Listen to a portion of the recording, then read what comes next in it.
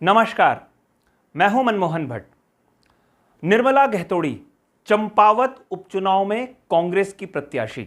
चुनाव संपन्न होने के बाद जब वो मीडिया कर्मियों से मिली तो उनकी हताशा साफ झलकने लगी। निर्मला गहतोड़ी ने जो बयान दिया उसको समझने की जरूरत है। निर्मला गहतोड़ी ने बयान दिया कि वो अकेले चुनाव लड़ रही थी उत्तराखंड के मुख्यमंत्री पुष्कर सिंह धामी से। वो चुनाव अकेली लड़ रही थी पूरी सरकारी मशीनरी से। वो चुनाव लड़ रही थी पूरी भारतीय जनता पार्टी की इकाई से। उन्होंने इन शब्दों का इस्तेमाल क्यों किया? वो अकेली क्यों लड़ रही थी? उनको अकेला मैदान में किसने छोड़ दिया? ये कुछ ऐसे सवाल हैं जो कांग्रेस की कार्यप्रणाली पर खड़े हुए हैं।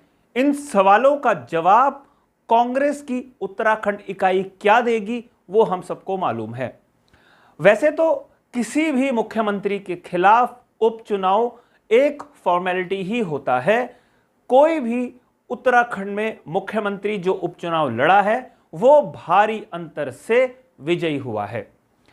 पुष्कर सिंह धामी ने जिस तरीके से चंपावत उपचुनाव की रणनीति बनाई, जिस तरीके से बीजेपी के कई प्रभावशाली नेताओं को, पदाधिकारियों को, अपने मंत्रिमंडल के सहयोगियों को चंपावत की जिम्मेदारी दी, इससे इस बात का अंदाजा तो स्पष्ट हो रहा था कि चुनाव को हल्के में लेने के मूड में पुष्कर सिंह धामी या बीजेपी इकाई नहीं है।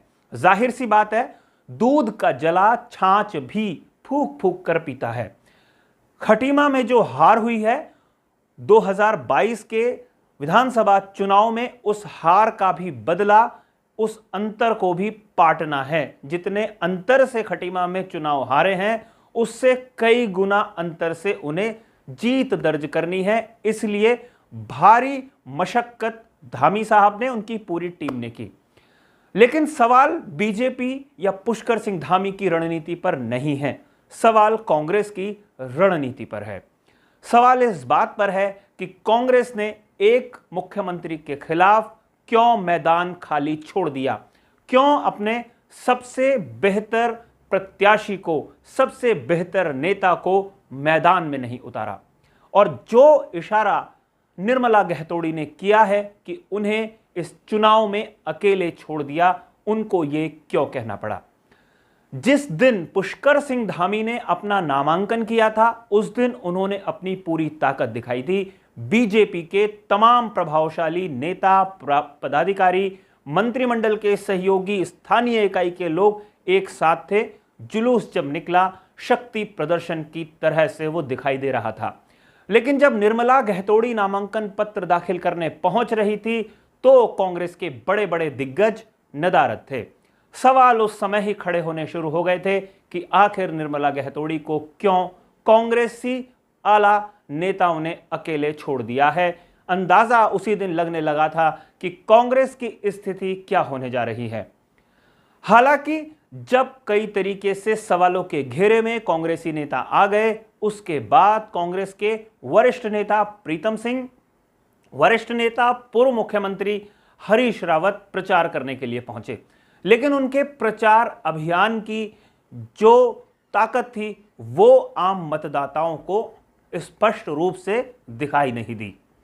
प्रदेश भर में जो बातें चंपावत में हो रही थी वो कांग्रेसी खेमे की तरफ से नहीं पहुंच पाई, जबकि बीजेपी के पास पूरा तंत्र था, सरकारी तंत्र था। उसने प्रचार अभियान को एक नई दिशा, नई गति प्रदान की थी। खैर, ये बातें हो गई हैं पुरानी। अब सबको इंतजार है कि चंपावत में जो जीत दर्ज मुख्यमंत्री करेंगे उसमें अंतर कितना रहने वाला है। तमाम लोग ये सोच रहे होंगे कि रिजल्ट आने से पहले इस तरीके की बातें क्यों कही जा रही हैं। ये बातें हम नहीं कह रहे हैं, इन बातों का इशारा कांग्रेसी खेमे से खुद निर्मला गहतोड़ी ने कर दिया है। हम भी इंतजार कर रहे हैं, देखते हैं जीत और हार का अंतर कितना रहता है। साथ में यह देखना बहुत महत्वपूर्ण होगा, जीत के बाद पुष्कर सिंह धामी चंपावत को किस दिशा में आगे बढ़ाते हुए नजर आएंगे। इस बात पर खास ध्यान रखना होगा कि जिस तरीके से उन्होंने स्मार्ट सिटी की तरह चंपावत को डेवलप करने की बात कही है, विकास के नए रास्ते पर ले जाने की बात कही है, वो अपने इन वायदों पर कितना खरा उतरेंगे आने वाले कई वर्षों तक, ये देखना बहुत महत्वपूर्ण होगा। साथियों, हमारी आज की इस रिपोर्ट में फिलहाल इतना ही, लेकिन हमेशा की तरह जाने से पहले दो विशेष आग्रह है। अगर आपने अभी तक हमारे इस चैनल को सब्सक्राइब नहीं किया है तो इस चैनल को सब्सक्राइब आप जरूर कर लीजिए, और ये रिपोर्ट अगर आपको पसंद आई हो तो इसे लाइक कीजिए, इसे शेयर करके अपने मित्रों तक जरूर पहुंचाइए। नमस्कार।